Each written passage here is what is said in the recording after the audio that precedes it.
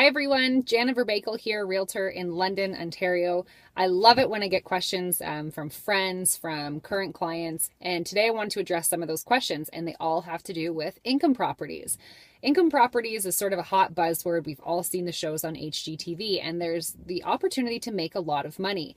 But what I wanted to talk about today was just a short list of things that you should consider, sort of a personal quiz, I guess, to find out what type of landlord are you. Now, the reason this is important is that not every landlord fits every property, just like every house doesn't fit every person. You really need to ask yourself a few key questions before I can tell you that that's a great duplex.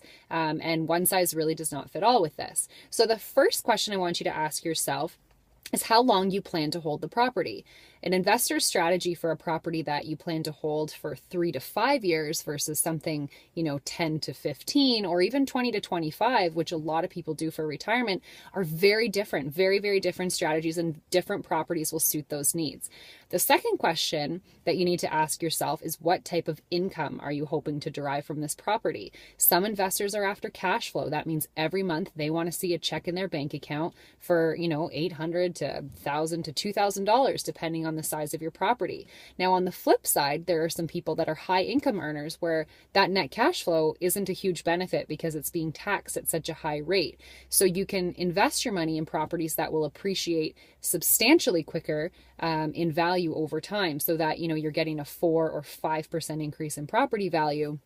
Versus a property that cash flows a lot of money but might only increase 2 or 3% per year. Again, very different strategies for different types of investors.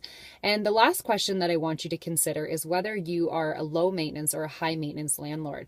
So low maintenance landlords would be someone who isn't very handy, doesn't really want to spend a lot of extra money to fix things up, change the windows, do any real kind of upgrades to the unit. So you need to buy a property that's already finished. Now, high maintenance landlords are people that are looking for a little bit more of an opportunity or a challenge in that they're buying something that needs more work.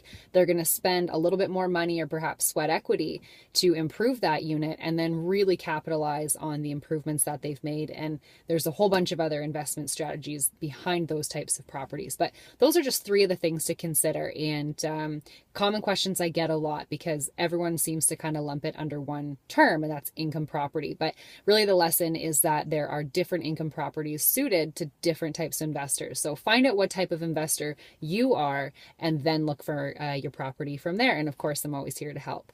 Anyway, I hope you guys have a great week, and we'll talk to you soon.